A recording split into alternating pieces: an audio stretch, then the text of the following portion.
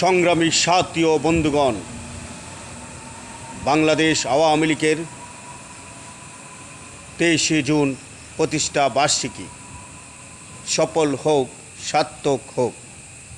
প্রতিষ্ঠা বার্ষিকীতে প্রথমেই আমি শ্রদ্ধার সাথে স্মরণ করছি সর্বকালের সর্বশ্রেষ্ঠ বাঙালি স্বাধীনতার মহানায়ক, আমাদের জাতির পিতা বঙ্গবন্ধু শেখ মুজিবুর রহমানের প্রতি বিনম্র শ্রদ্ধা।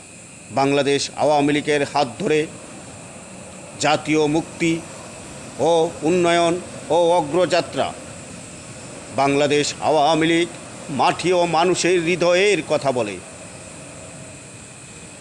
বাংলাদেশ আওয়ামী লীগের হাত ধরেই মহান স্বাধীনতা। তাই আসুন আমরা সকলে ঐক্যবদ্ধ হয়ে বঙ্গবন্ধু যে স্বপ্ন দেখেছিল, বঙ্গবন্ধুর স্বপ্নের সোনার বাংলা গড়ে তুলি। বঙ্গবন্ধুর কন্যা, আমার নেত্রী,